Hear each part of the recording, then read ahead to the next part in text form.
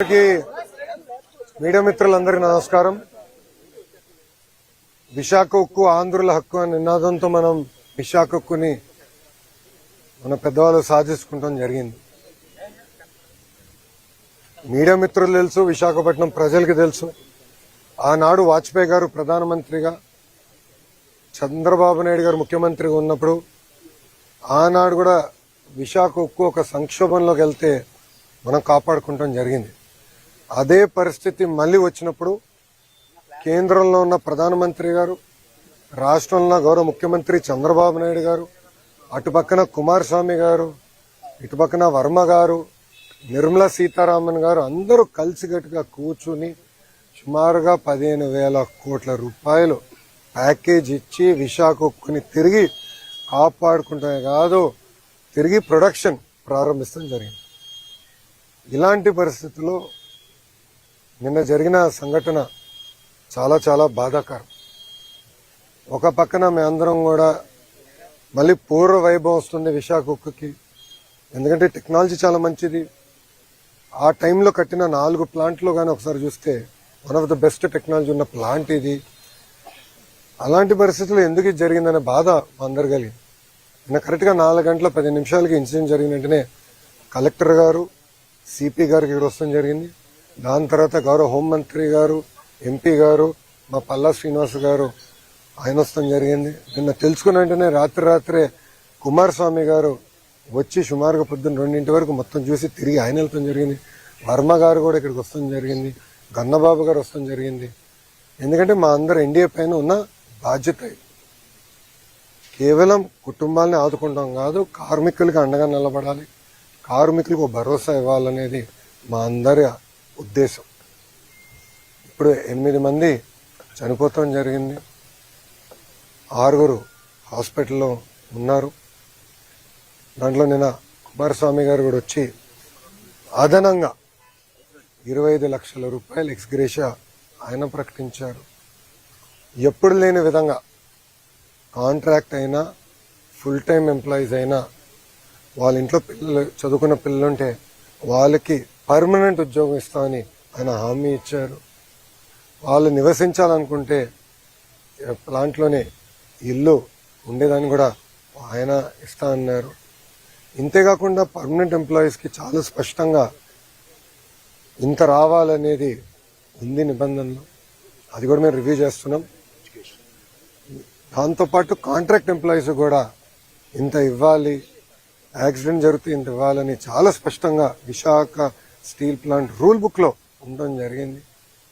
మేము ఇక్కడ వచ్చి కేవలం ఏదో చెక్ అందించి వెళ్ళేదానికి రాలేదు. ఆ కుటుంబాలకి శాశ్వతంగా అండగా నిలబడడానికి ఈరోజు ఎన్డీఏ ప్రభుత్వం అడిగేసింది.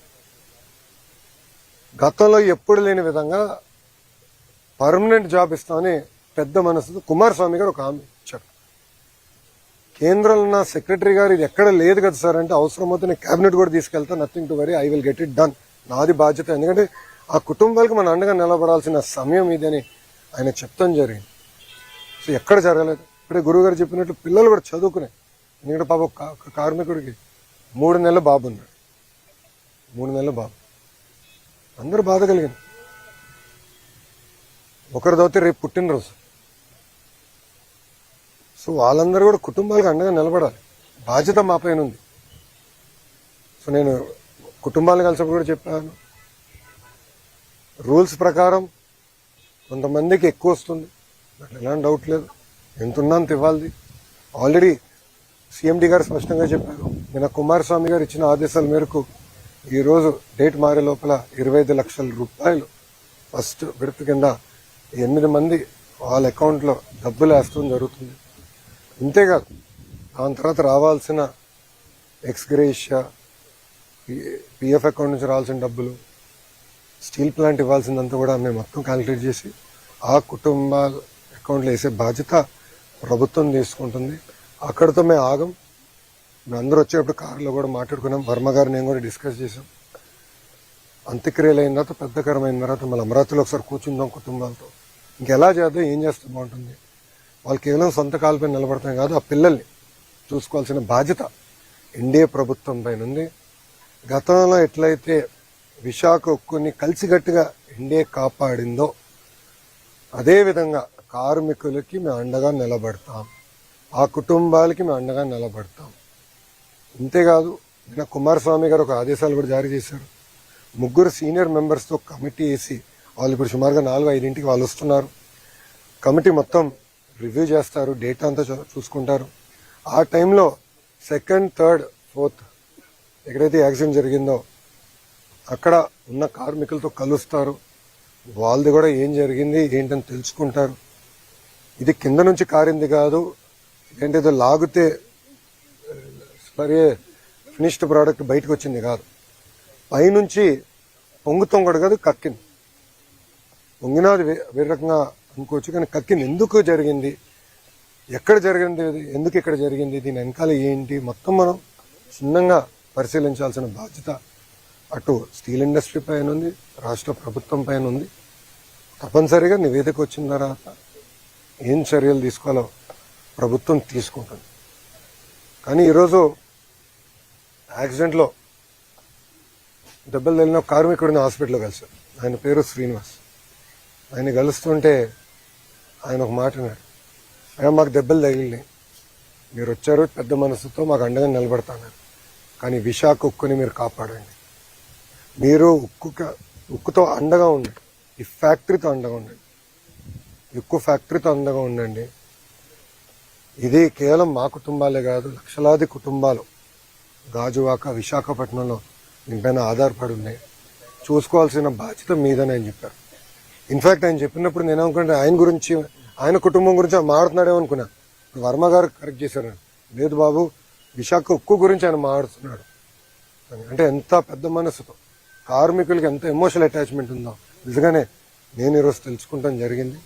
ఇంతేకాదు ఉత్తరాంధ్రలో పెద్ద ఎత్తున పెట్టుబడులు వస్తున్నాయి, మీ అందరూ తెలిసిన విషయమే. డేటా సెంటర్లు అవ్వచ్చు, ఐటీ అవ్వచ్చు, హెవీ ఇండస్ట్రీలు కూడా పెద్ద ఎత్తున మిగతా ఉక్కు ఫ్యాక్టరీలు వస్తున్నాయి. ఇంకా కొన్ని అనౌన్స్మెంట్ త్వరలో రాబోతున్నాయి. ఇవన్నీ వచ్చినప్పుడు స్కిల్ డెవలప్మెంట్ అనేది చాలా చాలా అవసరం. ప్రధానమంత్రి గారు కూడా చాలా స్పష్టంగా ఐటీఐస్కి సుమారుగా 60,000 కోట్ల రూపాయలతో స్కిల్ డెవలప్మెంట్కి ప్రత్యేక శ్రద్ధ పెట్టారు, ప్యాకేజ్ ఇచ్చారు. దాంట్లో భాగంగా ఫస్ట్ ప్రాజెక్ట్ మన పాయక్రావుపేట అనిత గారి నియోజకవర్గంలో అటు ఆసిలర్ మిత్తలు, ఎందుకంటే వాళ్ళు కూడా ప్రైవేట్ సెక్టర్ కూడా కొంచెం డబ్బులు పెట్టండి, వాళ్ళు ముందరికి వచ్చి మేము పెడతామని చెప్పి పెద్ద ఎత్తున ట్రైనింగ్ కూడా చేయాల్సిన అవసరం ఉంది. అటు ఫార్మా అవ్వచ్చు, స్టీల్ అవ్వచ్చు, మిగతా మ్యానుఫ్యాక్చరింగ్ సెక్టర్స్ అవ్వచ్చు, ట్రైనింగ్ అనేది చాలా చాలా అవసరం. దాంట్లో ఎలాంటి సందేహం లేదు. ఒక విద్యాశాఖ మార్చులుగా నా పైన బాధ్యత ఉంది, ఎందుకంటే స్కిల్ డెవలప్మెంట్ నాకు ఉంది.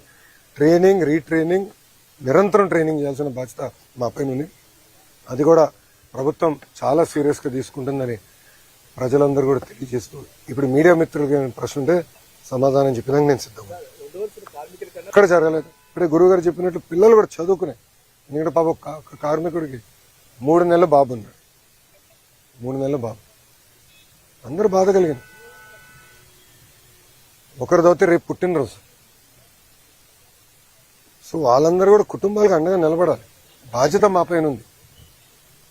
సో నేను కుటుంబాలను కలిసినప్పుడు కూడా చెప్పాను, రూల్స్ ప్రకారం కొంతమందికి ఎక్కువ వస్తుంది, అట్లా ఎలాంటి డౌట్ లేదు, ఎంత ఉన్నా అంత ఇవ్వాలి.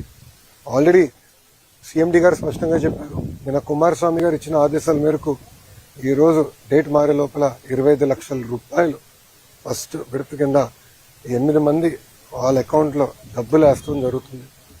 ఇంతేకాదు దాని తర్వాత రావాల్సిన ఎక్స్గ్రేషియా, పిఎఫ్ అకౌంట్ నుంచి రావాల్సిన డబ్బులు, స్టీల్ ప్లాంట్ ఇవ్వాల్సిందంతా కూడా మేము మొత్తం క్యాలిక్యులేట్ చేసి ఆ కుటుంబాల అకౌంట్లో వేసే బాధ్యత ప్రభుత్వం తీసుకుంటుంది. అక్కడితో మేము ఆగం. మేము అందరూ వచ్చేటప్పుడు కారులో కూడా మాట్లాడుకున్నాం, వర్మ గారు నేను కూడా డిస్కస్ చేసాం. అంత్యక్రియలు అయిన తర్వాత, పెద్దకరమైన తర్వాత మళ్ళీ అమరావతిలో ఒకసారి కూర్చుందాం కుటుంబాలతో, ఇంకెలా చేద్దాం, ఏం చేస్తే బాగుంటుంది. వాళ్ళు కేవలం సొంత కాళ్ళపై నిలబడతాం కాదు, ఆ పిల్లల్ని చూసుకోవాల్సిన బాధ్యత ఎన్డీఏ ప్రభుత్వం పైన ఉంది. గతంలో ఎట్లయితే విశాఖ ఉక్కుని కలిసికట్టుగా ఎన్డీఏ కాపాడిందో అదేవిధంగా కార్మికులకి మేము అండగా నిలబడతాం, ఆ కుటుంబాలకి మేము అండగా నిలబడతాం. ఇంతేకాదు నిన్న కుమారస్వామి గారు ఒక ఆదేశాలు కూడా జారీ చేశారు. 3 సీనియర్ మెంబర్స్తో కమిటీ వేసి వాళ్ళు ఇప్పుడు సుమారుగా 4-5 వాళ్ళు వస్తున్నారు. కమిటీ మొత్తం రివ్యూ చేస్తారు, డేటా అంతా చూసుకుంటారు. ఆ టైంలో 2nd, 3rd, 4th ఎక్కడైతే యాక్సిడెంట్ జరిగిందో అక్కడ ఉన్న కార్మికులతో కలుస్తారు, వాళ్ళది కూడా ఏం జరిగింది ఏంటని తెలుసుకుంటారు.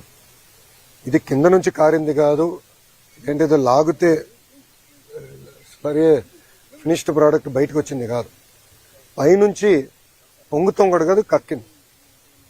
పొంగినది వేరే రకంగా అనుకోవచ్చు, కానీ కక్కింది. ఎందుకు జరిగింది, ఎక్కడ జరిగింది, ఎందుకు ఇక్కడ జరిగింది, దీని వెనకాల ఏంటి, మొత్తం మనం క్షుణ్ణంగా పరిశీలించాల్సిన బాధ్యత అటు స్టీల్ ఇండస్ట్రీ పైన ఉంది, రాష్ట్ర ప్రభుత్వం పైన ఉంది. తప్పనిసరిగా నివేదిక వచ్చిన తర్వాత ఏం చర్యలు తీసుకోవాలో ప్రభుత్వం తీసుకుంటుంది. కానీ ఈరోజు యాక్సిడెంట్లో దెబ్బలు తగిలిన కార్మికుడిని హాస్పిటల్లో కలిశారు. ఆయన పేరు శ్రీనివాస్. ఆయన కలుస్తుంటే ఆయన ఒక మాట అన్నాడు, అయ్యా మాకు దెబ్బలు తగిలినాయి, మీరు వచ్చారు పెద్ద మనసుతో మాకు అండగా నిలబడతాన్నారు, కానీ విశాఖ ఉక్కుని మీరు కాపాడండి. మీరు ఉక్కుతో అండగా ఉండండి, ఈ ఫ్యాక్టరీతో అండగా ఉండండి, ఉక్కు ఫ్యాక్టరీతో అండగా ఉండండి. ఇది కేవలం మా కుటుంబాలే కాదు, లక్షలాది కుటుంబాలు గాజువాక విశాఖపట్నంలో దీనిపైన ఆధారపడి ఉన్నాయి. చూసుకోవాల్సిన బాధ్యత మీదని ఆయన చెప్పారు. ఇన్ఫాక్ట్ ఆయన చెప్పినప్పుడు నేను అనుకుంటే ఆయన గురించి, ఆయన కుటుంబం గురించి మాట్లాడుతున్నాడేమో అనుకున్నా. వర్మ గారు కరెక్ట్ చేశారు, లేదు బాబు విశాఖ ఉక్కు గురించి ఆయన మాట్లాడుతున్నాడు. అంటే ఎంత పెద్ద మనసుతో కార్మికులకి ఎంత ఎమోషనల్ అటాచ్మెంట్ ఉందో నిజంగానే నేను ఈరోజు తెలుసుకుంటాం జరిగింది.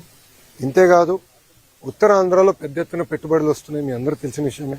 డేటా సెంటర్లు అవ్వచ్చు, ఐటీ అవ్వచ్చు, హెవీ ఇండస్ట్రీలు కూడా పెద్ద ఎత్తున మిగతా ఉక్కు ఫ్యాక్టరీలు వస్తున్నాయి. ఇంకా కొన్ని అనౌన్స్మెంట్ త్వరలో రాబోతున్నాయి. ఇవన్నీ వచ్చినప్పుడు స్కిల్ డెవలప్మెంట్ అనేది చాలా చాలా అవసరం. ప్రధానమంత్రి గారు కూడా చాలా స్పష్టంగా ఐటీఐస్కి సుమారుగా 60,000 కోట్ల రూపాయలతో స్కిల్ డెవలప్మెంట్కి ప్రత్యేక శ్రద్ధ పెట్టారు, ప్యాకేజ్ ఇచ్చారు. దాంట్లో భాగంగా ఫస్ట్ ప్రాజెక్ట్ మన పాయకరావుపేట అనిత గారి నియోజకవర్గంలో అటు ఆసిలర్ మిత్తలు, ఎందుకంటే వాళ్ళు కూడా ప్రైవేట్ సెక్టర్ కూడా కొంచెం డబ్బులు పెట్టండి, వాళ్ళు ముందరికి వచ్చి మేము పెడతామని చెప్పి పెద్ద ఎత్తున ట్రైనింగ్ కూడా చేయాల్సిన అవసరం ఉంది. అటు ఫార్మా అవ్వచ్చు, స్టీల్ అవ్వచ్చు, మిగతా మ్యానుఫ్యాక్చరింగ్ సెక్టర్స్ అవ్వచ్చు, ట్రైనింగ్ అనేది చాలా చాలా అవసరం. దాంట్లో ఎలాంటి సందేహం లేదు. ఒక విద్యాశాఖ మార్చులుగా నా పైన బాధ్యత ఉంది, ఎందుకంటే స్కిల్ డెవలప్మెంట్ నా కింద ఉంది. ట్రైనింగ్, రీట్రైనింగ్, నిరంతరం ట్రైనింగ్ చేయాల్సిన బాధ్యత మా పైన ఉంది. అది కూడా ప్రభుత్వం చాలా సీరియస్గా తీసుకుంటుందని ప్రజలందరూ కూడా తెలియజేస్తూ, ఇప్పుడు మీడియా మిత్రులకి ప్రశ్న ఉంటే సమాధానం చెప్పడానికి నేను సిద్ధం. కార్మికుల కన్నా తక్కువ ఉన్నారు, కాంట్రాక్ట్ కార్మికులు కూడా